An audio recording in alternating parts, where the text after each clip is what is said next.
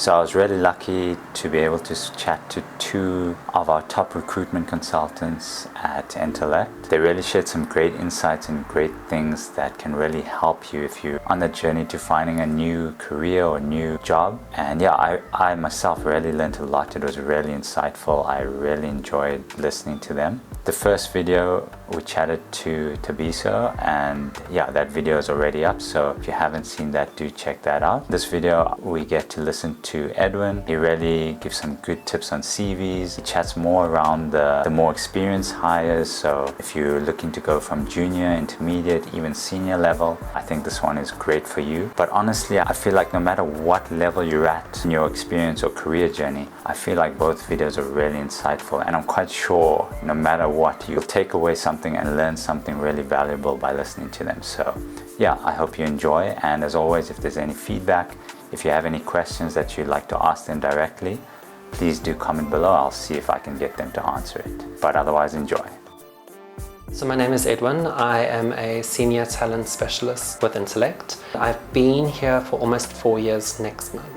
So what I like about, the talent space or the recruitment space is I'm very passionate about career development, and recruitment's a great way to focus on that specific area of development when it comes to careers. So that's what I really enjoy doing. In terms of Entelect environment is an amazing place to learn, to grow, to develop. I love the challenge of getting out of my comfort zone, learning new things, meeting different people, and yeah, every day, no 2 days look the same. In terms of my focus when it comes to talent acquisition, I primarily focus on hiring experienced professionals in the industry and the tech space. So this is ranging anywhere from software engineering to business analysis, quality assurance, product design, data engineering, data solutioning. So those are some of the primary focal areas. When looking at requirements, I wouldn't say the requirements are very stringent in terms of it being a checkbox exercise. Initially, what we like understanding is industry experience to understand how that translates in our environment. And we look at things like education. In terms of a requirement, when looking at someone's foundation, having done things like a 3-4 year degree allows us to understand what kind of foundation someone has built for themselves, especially if they're more in this junior to intermediate phase of their journey. And we find that,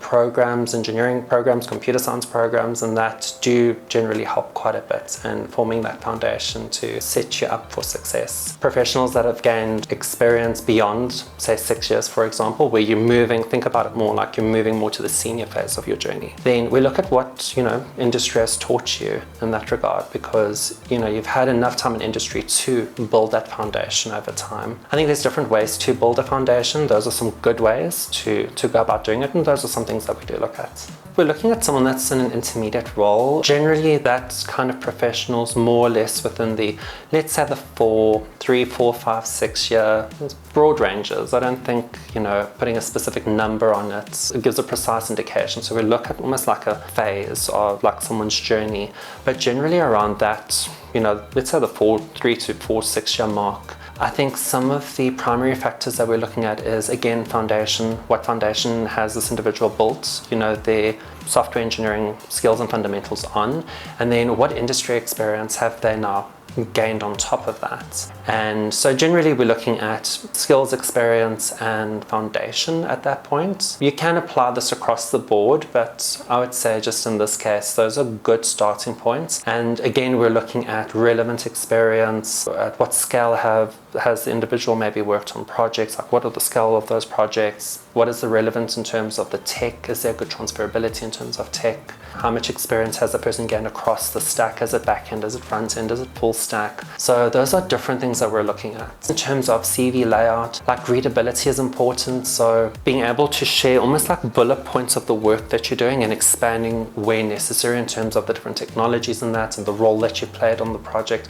It's quite helpful just to put those pieces together. That will also allow us to understand, what that fits from just obviously looking at something at face value, which isn't always a good thing, but when you're looking at a couple hundred CVs, it does help, to understand if that's a good fit at that point and thereafter have a conversation if that alignment seems there. I find in general, like over the years being in recruitment, expanding on what is relevant in the sense that been in industry for around 4 years and you've hold maybe 2 or 3 roles in those 4 years, expanding on the more recent experience, so the current and the previous, and even a little bit of the third one, if there is that third one. If you've been in industry for a couple more years and you've worked at a couple more companies, I know it can be difficult. You're like, how much information should I add?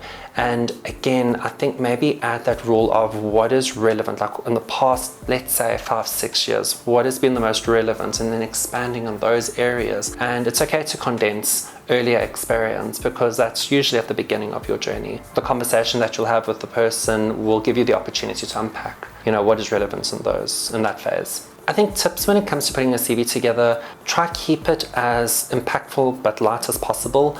Making use of a template is helpful. It gives you a bit of a framework to work with. Many years ago, one would just open up a Word document and you just kind of type everything out. And always just start your journey in terms of like your foundation again, education courses you've done, putting those in, and then going into your work experience. I think starting with your current role is a good way to structure your timeline. So start with the current and work backwards until the end. It's always good to be able to see a full picture. When you're wanting to do the intro about yourself, I look at that reach out, that email, that in-mail, like to the person that you want to send your CV to as a good opportunity to give a short intro versus just having a lengthy intro on your CV. So that's a nice way to capitalize on the space that you've got on your CV if you want to keep it to 1 or 2 pages. Again, if you're applying for a specific role that's being advertised, then you can probably be sure that a couple hundred other people are doing the same thing. So you want to do what you can to increase your chances of standing out.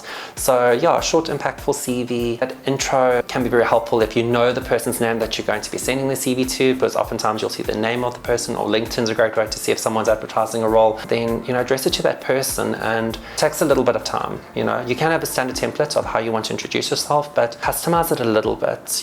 Mention what stands out to you about the opportunity, and short snippets about yourself, what you're interested in, where you want to go with your career, and why you feel like this kind of opportunity would be a good fit, like where that value alignment is for yourself as well. I think it's okay to have a general tone that you want to send it in, because I can imagine if someone's going to apply for 5 or 6 or 10 roles in the span of a few days, it can be a little bit challenging trying to come up with something each and every time. Research the company. Maybe there's something that stands out to you about the business that you feel really resonates with you. And put that in your messaging, and that can also help the person reviewing the applications or the CVs or the messages. They can see that you've taken some time to craft something a little bit more intentional.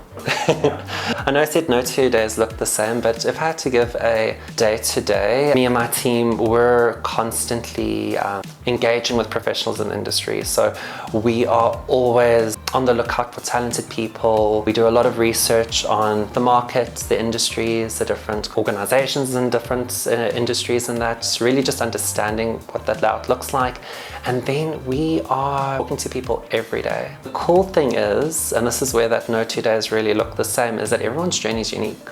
So every single day you have the opportunity to learn about someone's journey, their walk in life. You learn a lot as well about the industry, about people. There's always that possibility and that opportunity to be part of that person's career development, which I think is something that, I really appreciate about, the talent acquisition space. You really get to have a chance to be part of someone else's dream and helping make that happen.